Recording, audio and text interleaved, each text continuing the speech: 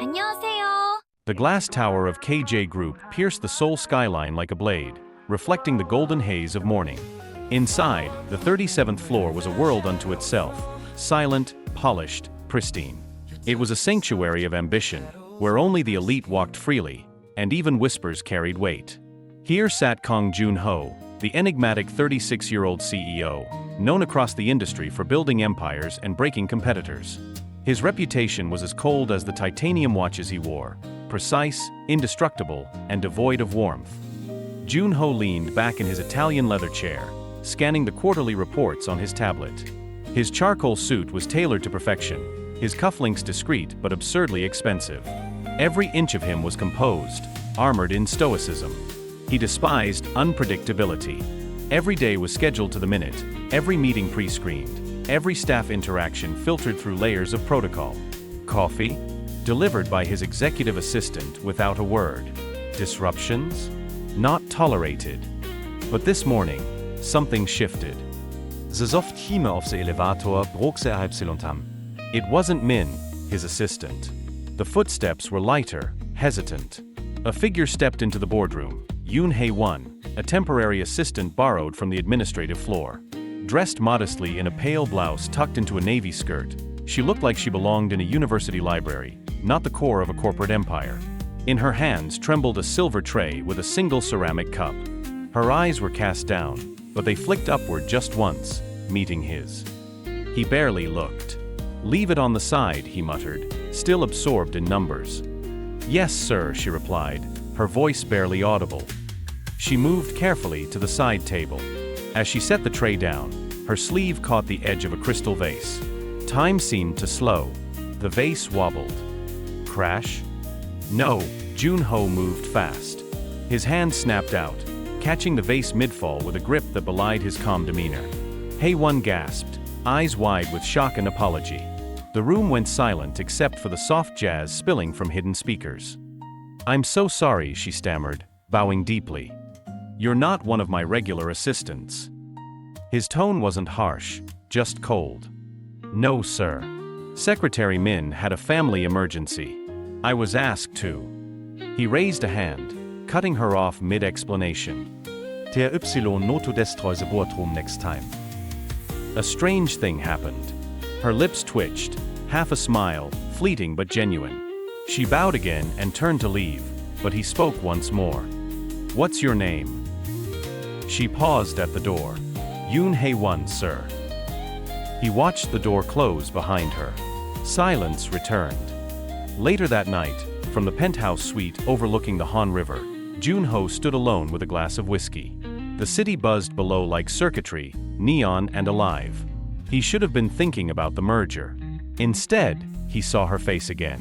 Not the moment with the vase. Not her clumsy entrance. But that faint smile. That audacity. That warmth. He didn't believe in distractions. He didn't believe in coffee breaks. And he certainly didn't believe in love. Yet somehow, he couldn't forget her name. Yoon Ha-won. And the day had just begun. The following morning, the office buzzed with its usual mechanical rhythm, emails flowing, heels clicking, printers humming in perfect harmony. But on the 37th floor, the tension was more nuanced, nearly imperceptible. Kang Joon-ho arrived precisely at 7 a.m., as he always did. His entrance turned heads, as it always did. But unlike every other morning, his eyes strayed. He scanned the assistant desks briefly. No sign of her. Inside his office, everything was in place, his chair adjusted to exact specifications, the agenda synced to his tablet, the morning reports in a leather folder. Yet his mind wandered. He tapped his pen absently against the desk. Why did she linger in his thoughts? Why did a moment of imperfection, a clumsy accident, leave such a mark?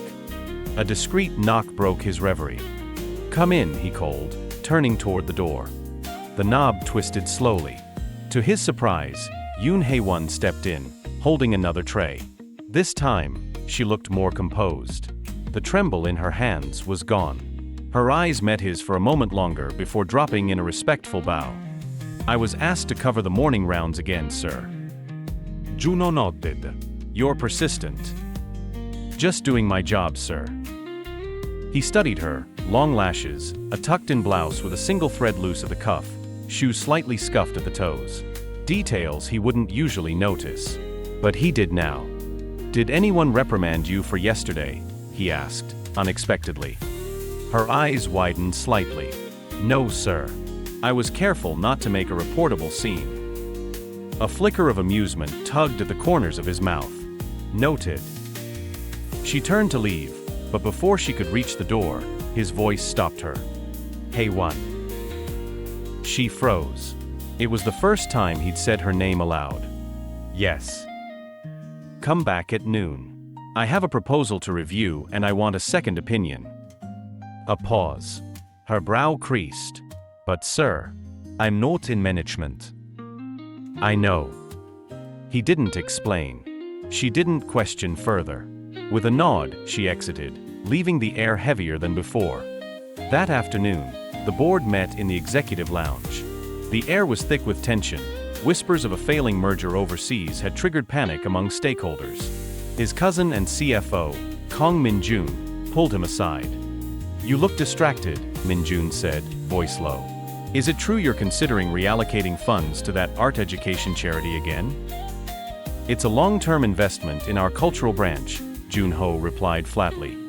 "You've never cared about that division." "Vad changet?" Jun-ho didn't answer. Instead, he looked out the floor-to-ceiling windows. Somewhere below, a woman named Yoon Hae-won was reviewing a proposal far beyond her pay grade. And for the first time, he wondered if disrupting his own system might be worth it. The ripple had begun, and it was no longer silent. By the time Friday arrived, the atmosphere inside KJ Group's headquarters had subtly shifted. The merger that once dominated every hallway conversation now seemed like background noise. Whispers about the CEO calling in a temp assistant for proposal reviews reached the upper floors, and eyebrows raised in silent judgment. But Kong Jun-ho didn't care. He stood by the window of his office, arms crossed, as Yoon Hae-won read through the proposal again, seated at the opposite end of the room. She had taken meticulous notes in a slim, leather-bound notebook. Her posture was upright, respectful, but confident. She didn't speak unless asked, and when she did, her answers were concise, observant, and surprisingly insightful. "You notice the vendor's inconsistency in the pricing tiers?" Jun-ho asked, flipping through her annotations. "Yes. The third-party logistics costs jumped by 11% mid-contract. The language buried it in conditional clauses. It felt deliberate." He tilted his head. "That's impressive." "Numbers are honest," she replied. "People, not always." A small smile broke across his lips. It wasn't amusement. It was admiration.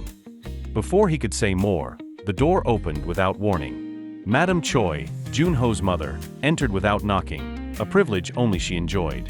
Regal in a cream hanbok-inspired jacket, she paused, eyes narrowing at the unfamiliar woman seated beside her son.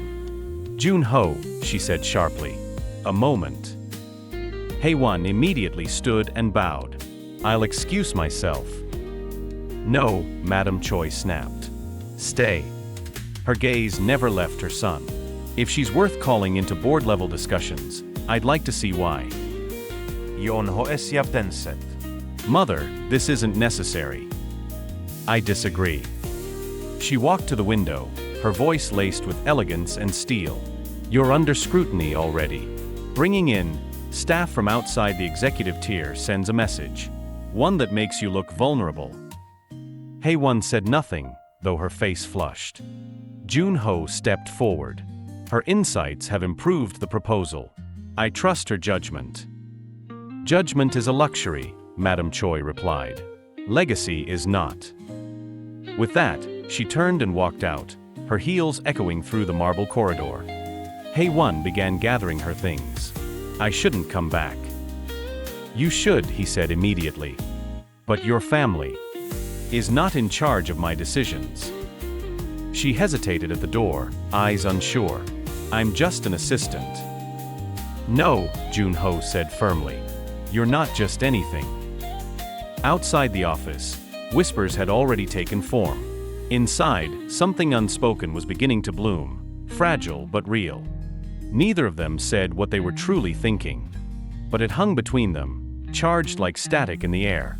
Seasons come and go, oh, our love will always grow. Through the storms and gentle rain, we'll bloom and start again. You're my eternal bloom, a rose that breaks the gloom.